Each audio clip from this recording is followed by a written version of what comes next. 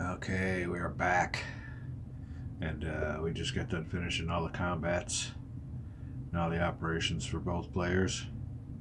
We've moved to what's called the retreat phase, and the only units I was worried about were King's forces. But you don't have to worry about nothing again because of this berm, and because of the fact that the Confederate players are up in the woods. So if this would have been a clear hex, these guys would have had to retreat 4 hexes back, but because of the terrain the attacker's in, they don't have to do so. Also, we turned the turn marker, so now we're into early afternoon with only 2 turns left after this one. So we're getting down to it. As you can see here on the board, it's getting rather close quarters, and it's just start turning into a little chess match here.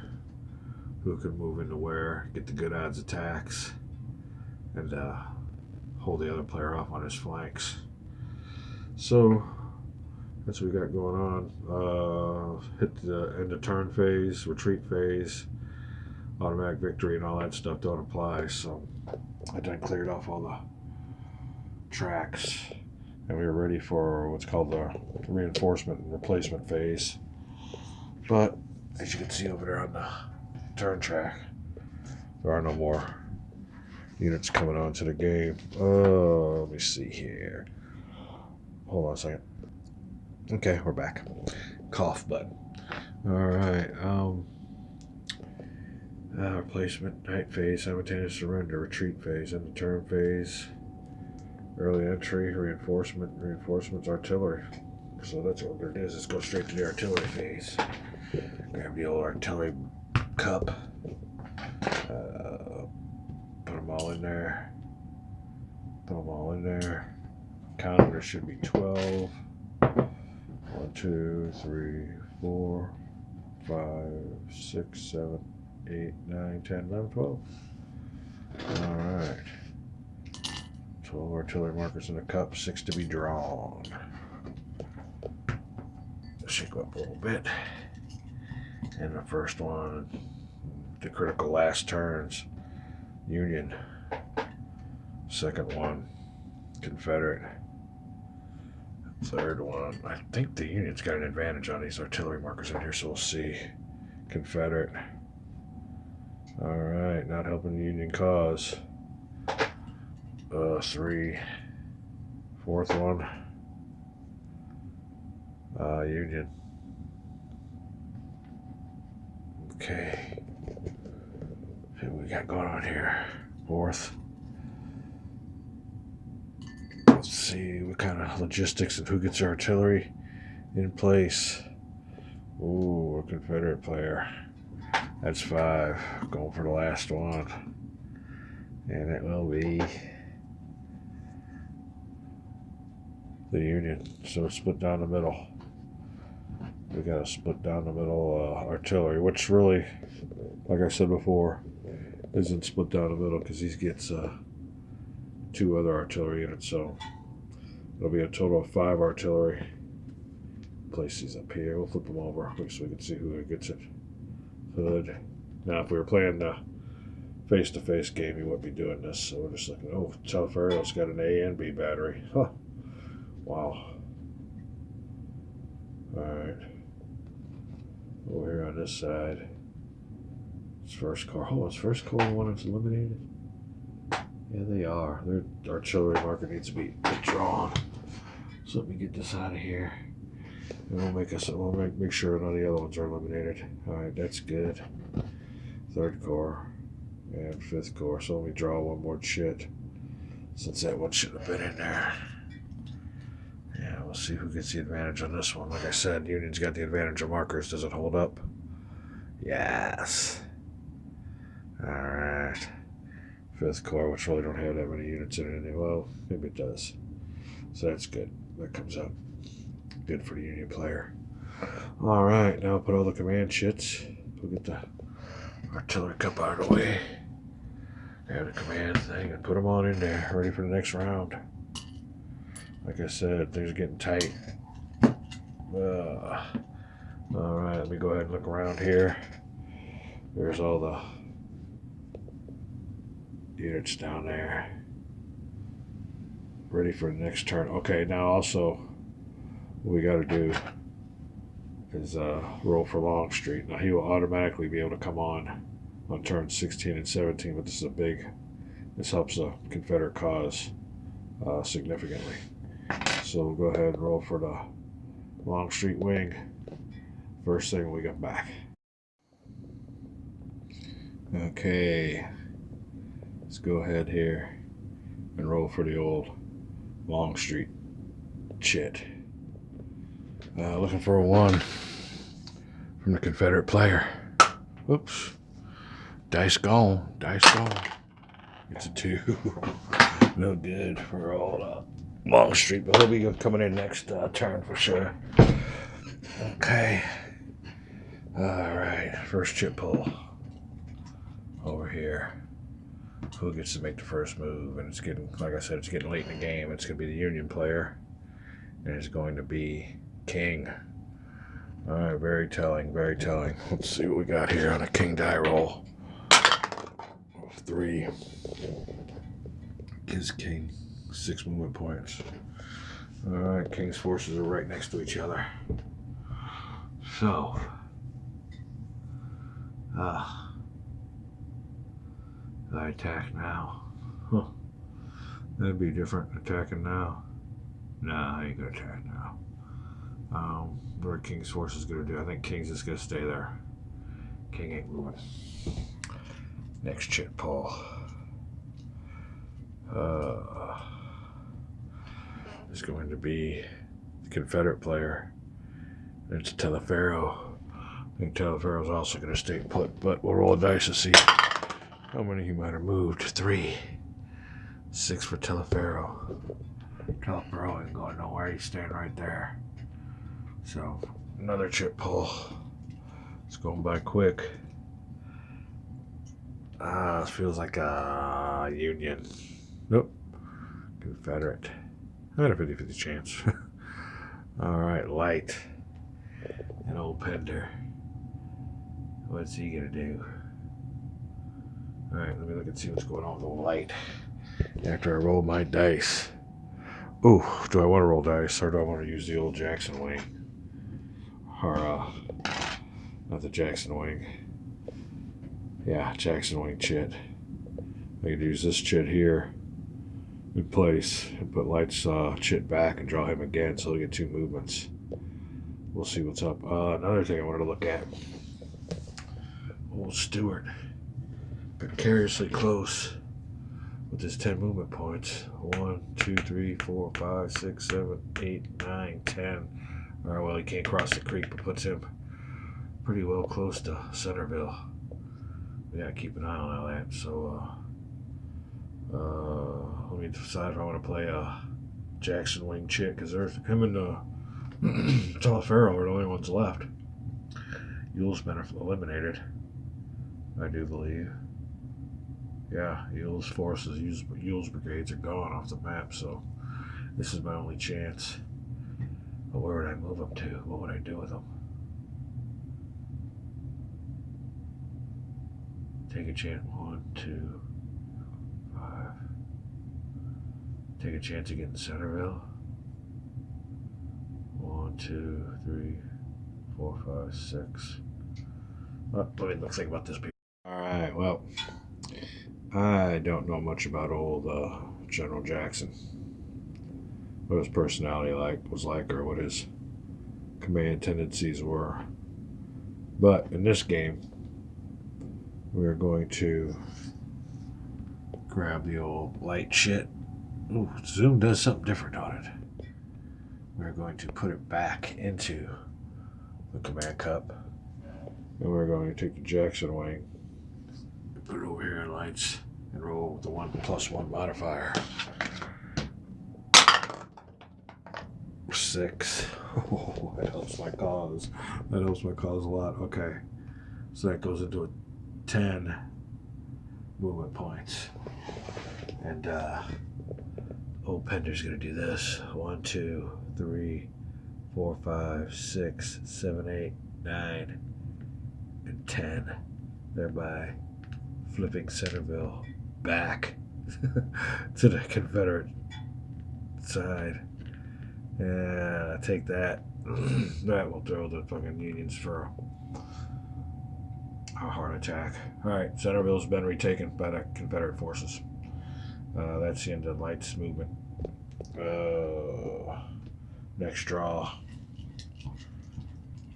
Oh, that really helped. That was definitely a... See, that generalship, all those special chits for the Confederate player just changed the game right there. So, that die roll,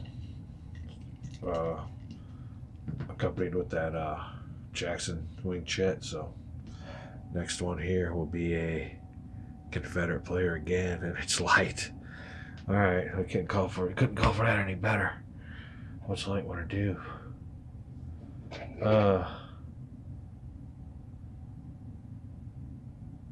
Well, let's roll Light. Let's see what we're up to here. There's all kinds of things we could do with this. 5. Ooh, another freaking 10 movement points for Light. Well, Pender's the hero of the battle. Excuse me. Let me see here what we're going to do with Light. Old Pender. There he is in Centerville, driving the Union forces crazy. See what he's up to next. I thought about doing something fancy, like bringing them back up and locking into those forces. But well, they take a hit when it comes there in that town, don't they? The town defense modifier -1. Wow, is that? I would figure that to be better to be in a town. All right. Oh, what's he gonna do? He's staying put. Light's gonna stay there in Centerville and not move. So there we go, Centerville back in the Confederate hands. All right, that'll be it for Light's movement. He could have moved 10 too, but it'll stay right there. Wait till the word gets to the front lines that Centerville's falling again. One freaking unit. All right, let's go. We are back. Oh, it's time might be turning. Hoods. Let's get this zoom off of here. All right, Hood.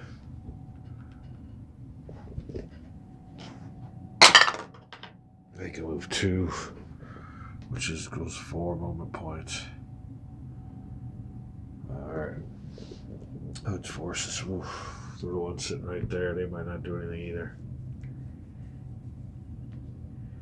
Although somebody needs to reinforce their freaking hacks.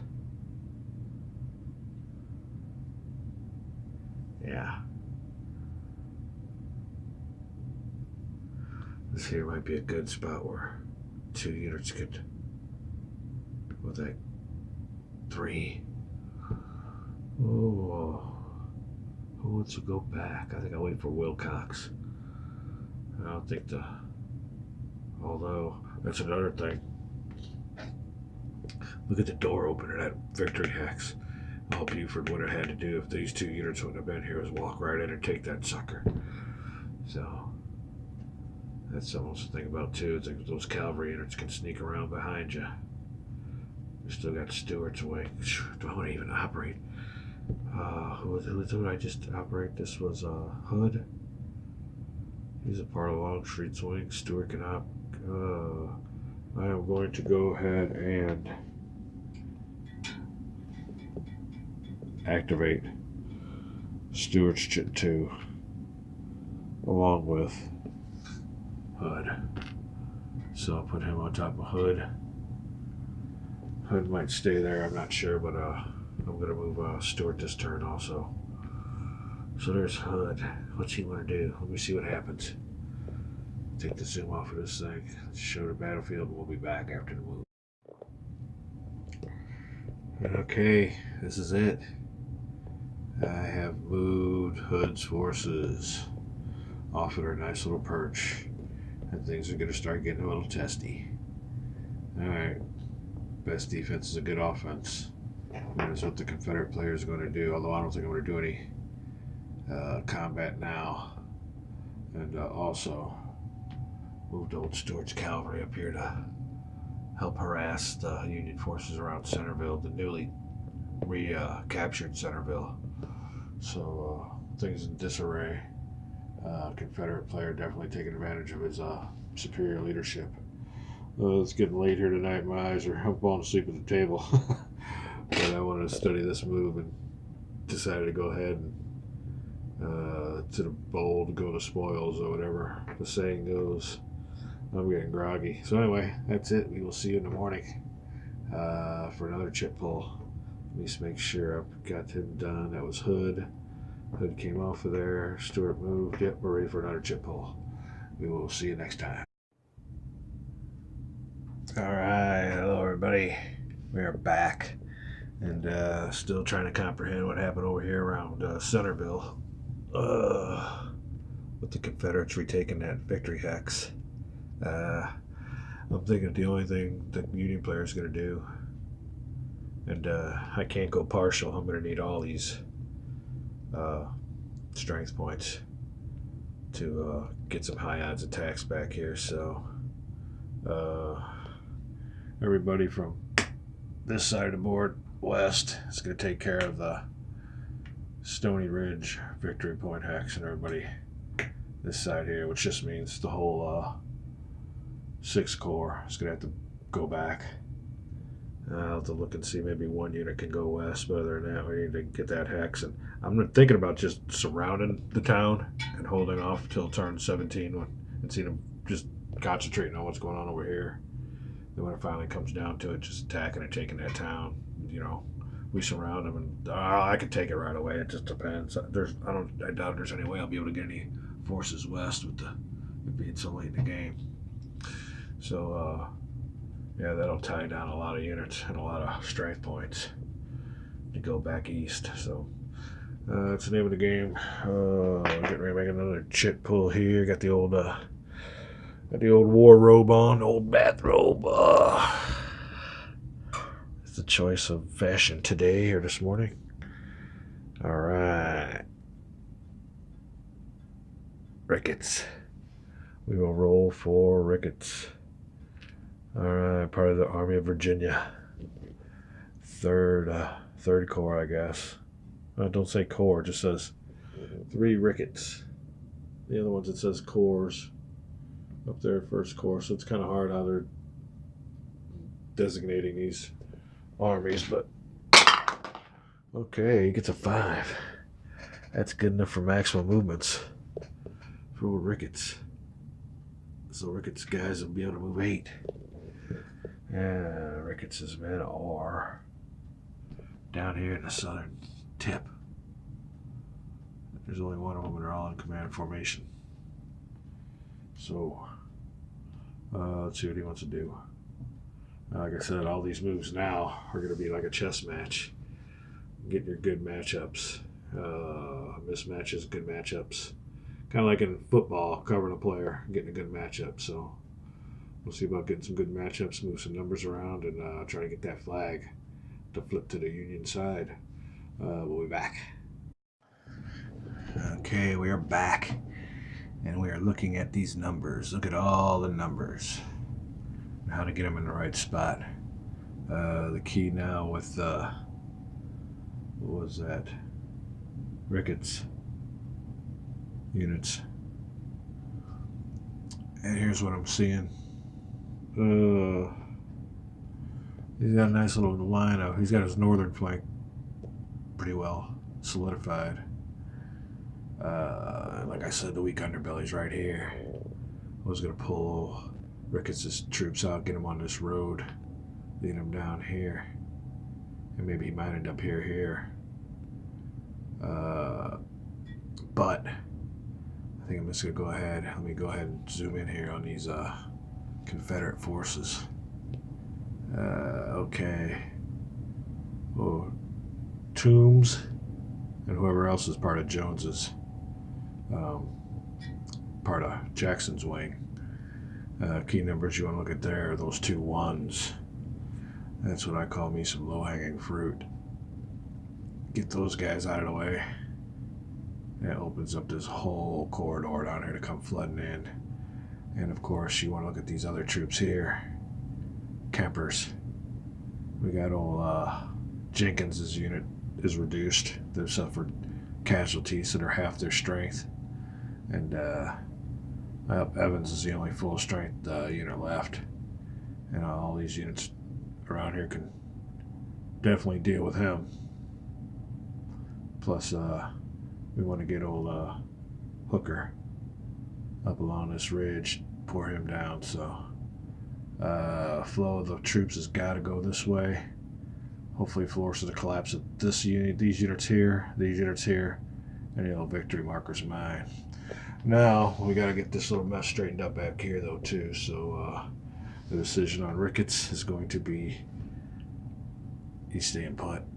He's going to participate in the attack, try to get those guys pushed back. And if they got him pushed back, look what we got here behind him, blocking his retreat route. So, attempting to call a combat. Let me think about that. Oh, it's part of the chip pulls. If I don't hit him now, he can move out of the way if he gets good shit. We will make a major decision here. Be right back. Alright, we are back, and hopefully you can hear me good. I'll raise my voice up some. We're going to hold off on the attack counter, therefore prompting another move to the draw cup. And this one here will be Confederate player. It's going to be our man Jones. Boy, this game's got a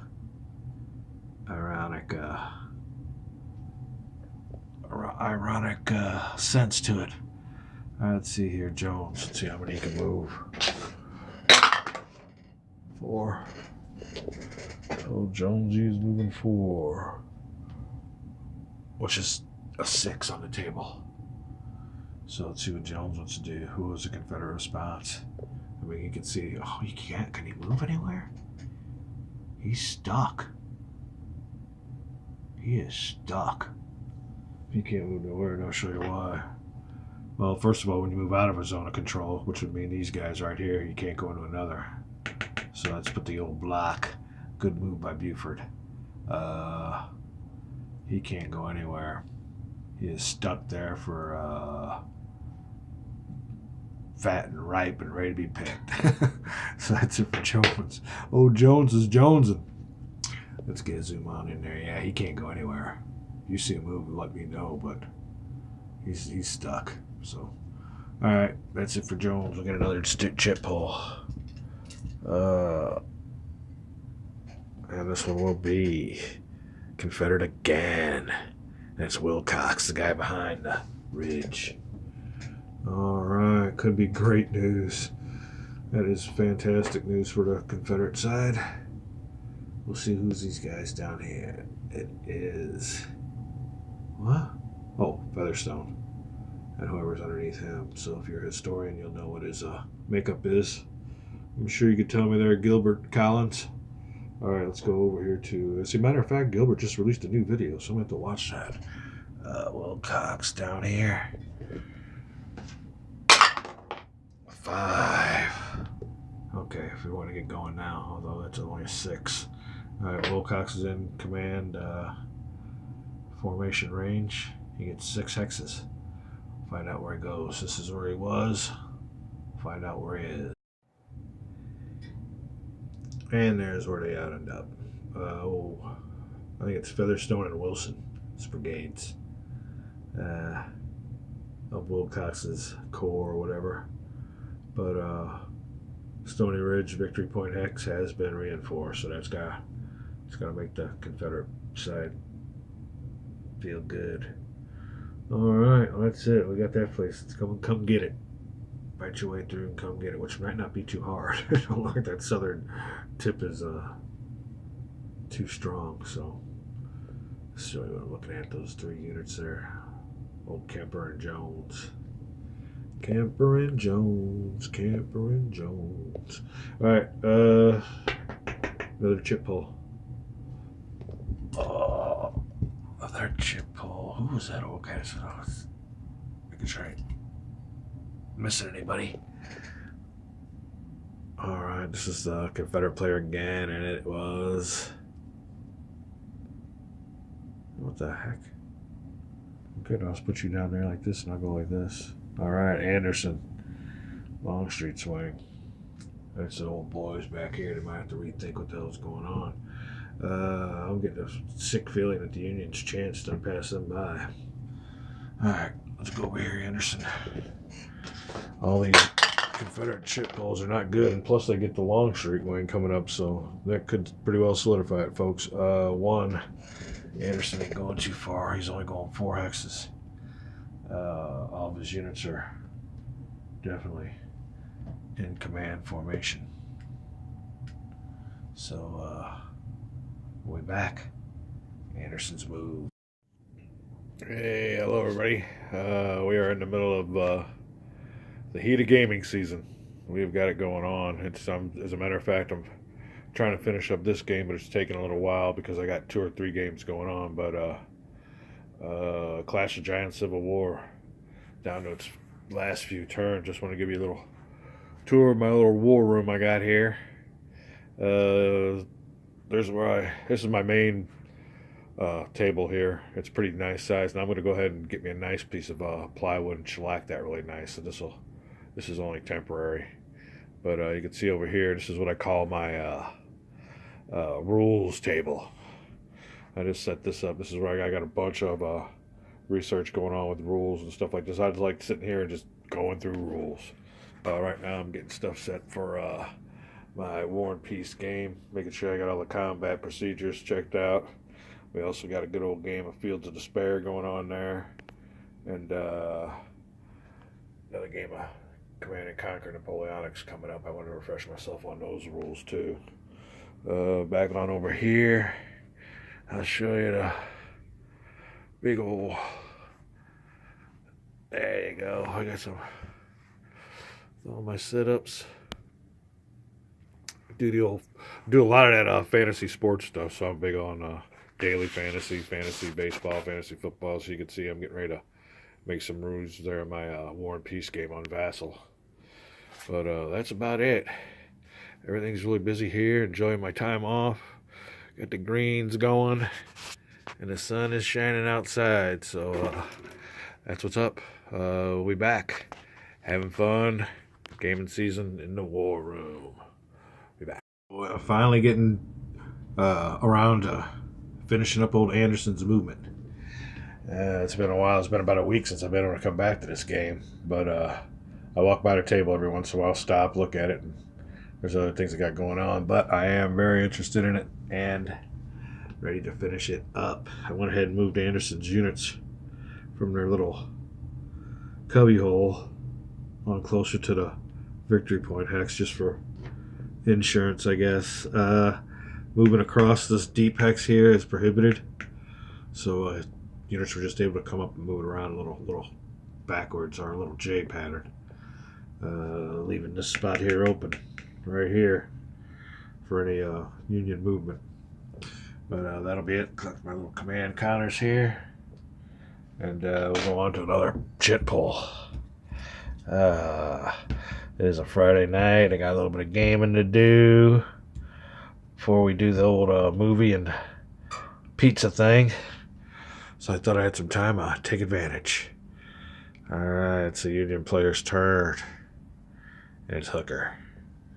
Hooker's going to roll for some movement here. We got to find out what's going on back here. We definitely got to get that Centerville hex back. Hooker's troops, on the other hand, are way up here. And together help learn to keep everybody pretty well close together. And in formation command range.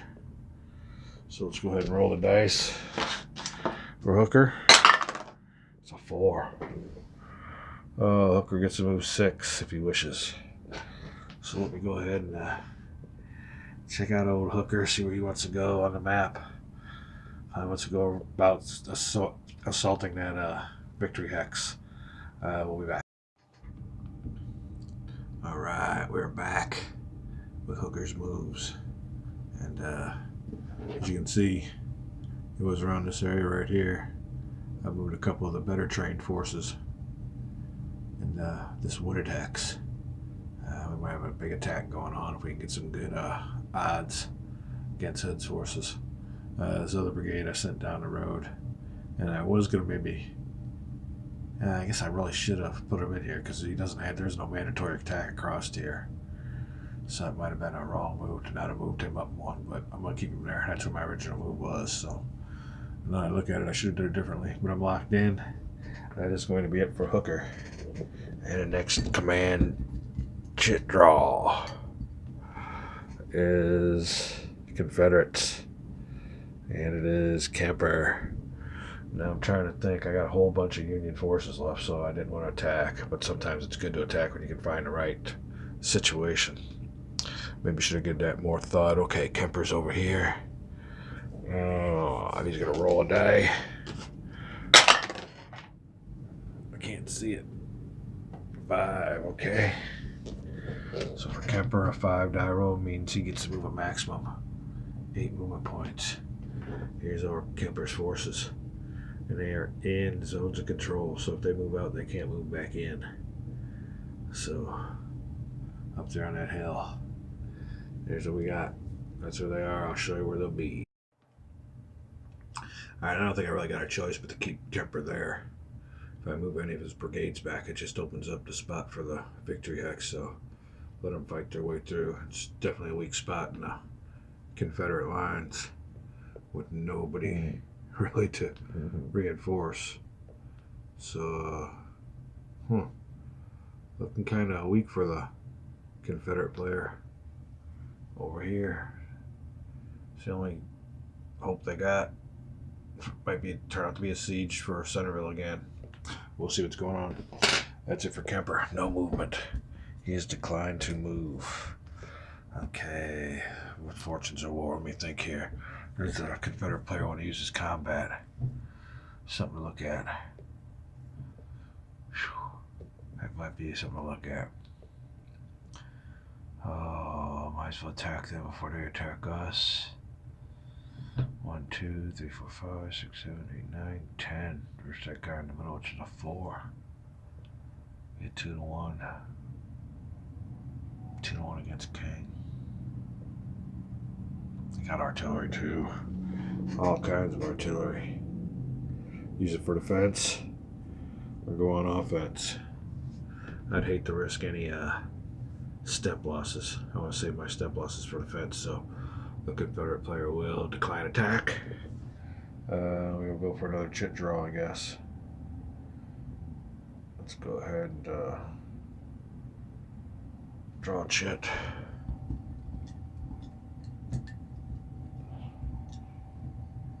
Okay. It is going to be the Union player, and the man of the hour is Kearny. I don't think Kearny's got many forces left, does he? Oh, he's got one guy back here. Let's see what the old Kearny boy wants to do with the die roll of 3. Okay. 4 movement points for Kearny. Oh, shoot. I think Kearny's going to let the 6th Corps deal with Centerville. Well, let me look at Kearny. See what old Kearny's going to get up to. Who's that in there? It's old Poe. So let's see what Poe wants to do. Look at that. Alright, as you can see, old Kearny, Poe's decided to go ahead and engage one of Stuart's cavalries. Who's that in there? Robertson. So Robertson's going to be engaged with Poe. That'll be a mandatory attack. The Union player's decided now whether he wants to go ahead and use his combat shit or wait for more forces to move around. Yeah, it'd definitely be favorable to wait for more forces.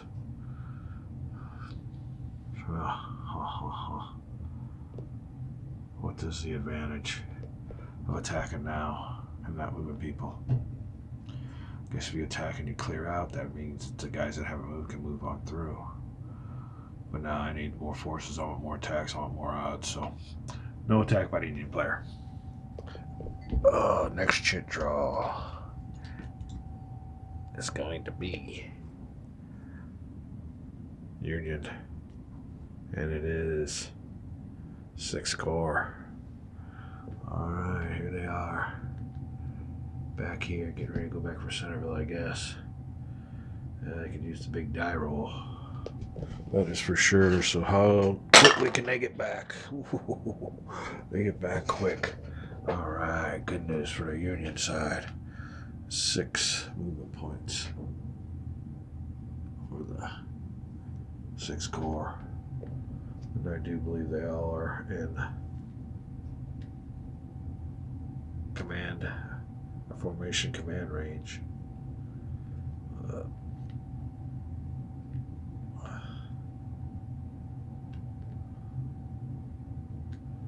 One, two, three. 1, 2, yeah. Well within range. Alright, that's what it looks like. Let's see how their attack proceeds. We'll be right back. Alright, and that's what we got after 6 Corps movement. Take these things off, reveal the strength points for you. As you can see, not everybody could make it to Centerville yet, and I split one of them off to assist in the attack on old Robertson. That's old Brooks. Old Brooks's brigade is Smith's division, or Smith's column, or corps.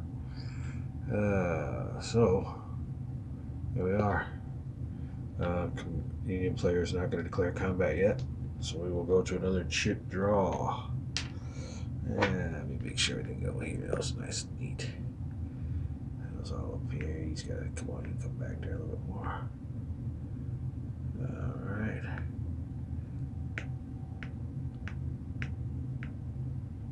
Okay. So it looks like, get that zoom on out. There you go. Oh, hey, how'd you jump back there? Oh, okay, there you go. We're ready for another chip draw. Things are going to get interesting, like I said. Not much time left to get that victory hex. 2 or 3 more combats. It don't look good. It don't look good. I mean, the Union's got it, but can he get it in time? Alright, Union player again. This might help the cause. 2nd Corps. Those old boys are where? Oh, that's the Williams freaking brigades. Where was the last one at? I'm missing one. One's gone astray. There's 2 of them. I thought there were 3. Alright, we'll see what these 2 boys can do. Let's see if there's anybody over there as a casualty. I'm not seeing anything yet. Huh. Where's that 3rd Williams? So maybe there's only 2, I guess. Alright. Not seeing them on the board at all, so. Alright, only 2 brigades are gonna move. -6, alright. Somebody must be cracking the whip on the Union side. So let's go over here to Williams' Corps. He can move 8. Maximum movement allowance. And he'll use every bit of that. That definitely is a plus for the Union side. Alright, 0 in on the 2 brigades of the hour. So over Gordon. Well, that zoom really zooms in on there, he did. And Crawford. 6 Gordon and Crawfords. Many people know your history and your brigades, know what they did in the battle, so here's what they're doing in my strategic level. Very abstracted recreation. So, 8 movement factors. That's where we are now. We'll show you where they end up. Okay, we are back. And as you can see, Williams's brigades taking their place in line. And definitely was influenced by their high movement allowance. They began over here at the old Matthew farm. Used the road movement up here. They're on top of this clear hex, came all across Chin's Ridge. Down here, well, they had to cross a creek, which cost 2 movement factors to get into this hex, but that was only 6 or 5 or whatever. They were able to get in here easily, so there they are. And that southern flank's looking awfully precarious. Let's go ahead and grab another chit then. Let me see if the Union player wishes to attack. We'll be back with the decisions. We're back, and the Union player is going to decline. We still have 9th Corps, 5th Corps, and Reynolds' troops to bring on in. 1st Corps is eliminated. Oh, here, I'll show you the casualties so far. If I can get this going on the right way here. I need to do some straightening up, but oh, there you go. Kind of shows you. Looks like the Union players lost a little bit more, but he can afford it, whereas the Confederate player can't now. I think it's Jackson's wing is pretty much all eliminated, but they were on here early. They took a brunt of the casualties. But Union player or Confederate player gets victory points for, I think it's 6th Corps. Casualties are 9th Corps units that are eliminated at step losses. So I'll have to look at that rule. But that's what we got so far. Go for another chit draw, man. No attack. Oops. Websuckers are getting fewer and far between. So let's see who's up. I think the odds are on the Union player. Yep, and there it is. Looking at it, that is the 9th Corps there. So we'll go ahead and see how many they can roll. Well, they can have 3. Let me get this other die out of here. 9th Corps comes up with 6 movement points. Flip that on over. 9th Corps. Little combat round taken has not been taken yet, you can see. So 9th Corps forces. Where are they at? Oh, here we go. Oh, they're up north. One of them's already suffered a step loss. They kind of spread out. Alright. See if we can get those boys together. I'll zoom in on you. Here. There you go. There they are. All over the place. Around that hill. Tough terrain. Alright. Let's see what we're going to do with the 3 brigades left at 9th Corps. We'll be right back. Alright, well, this is as close as I can get them.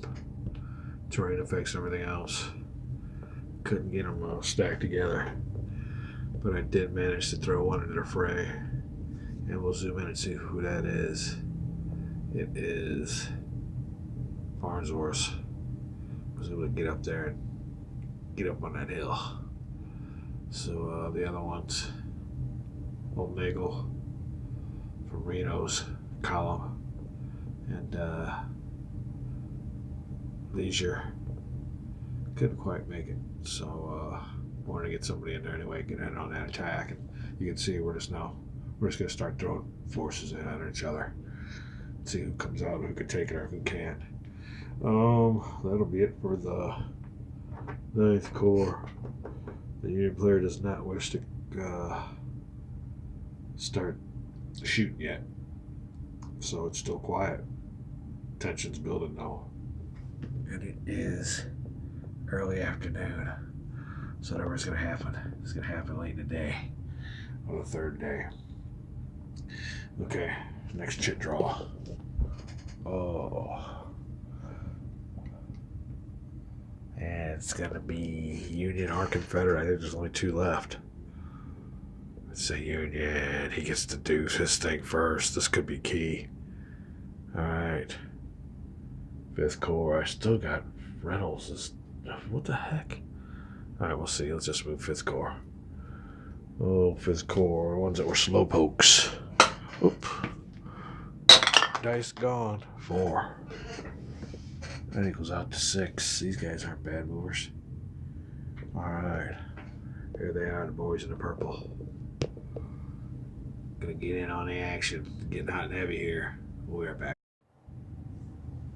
Okay, we are back. I had to delete the last video because it was one of those vertical screenshots. So what we've done so far is moved 5th Corps units on up there. You can see the line forming. And I just pulled Reynolds' chit. You can see here, there's no more chits left. So Reynolds got a movement. He rolled a 1. And turns out to be 4 movement points, but he's not going to move either. So here's what we've done. Played the combat marker. All the chits have been drawn, and this is the final look. So what we're going to do now is mark target hexes and get on with some combat. So also need to assign artillery. There's the artillery available to the Union player for this coming combat. Here's the artillery for the Confederate player. So you definitely see the advantage. But this line's going to change. When I come back, I'll have my target hexes marked out, and we'll see what happens. Be right back.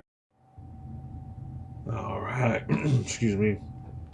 We're back, and my storage space is getting full, so I'll have to make this a video, and we'll start on the results of the combat on the next one. But here's what we got going on. These are the key hexes in question. Early in the afternoon of August 30th, you'll see the markers and see the attacks and see the artillery that is being applied. Who's got artillery and where? We got some artillery duel going over here with Stuarts and 3rd Corps artillery lending in a hand. So moving down here along the big old front, you can see the situation. Target hexes and the artillery distributions. There we go. That's what it looks like. Some of the hexes that are being attacked where the markers are. They're going to be key to the Union player and his distributed artillery. One thing that was key is I didn't move Buford this turn. His cavalry, I want him to stay right there. So let me go ahead and zoom back out. That's what's going on. My little game of Clash of Giants Civil War. And I guess, I don't know if all games will go like this, but I think this is the normal flow, so we had that big battle there. So let me see if I move my chess pieces the right way and make my good matchups. We'll be right back. See you on the next video for Clash of Giants.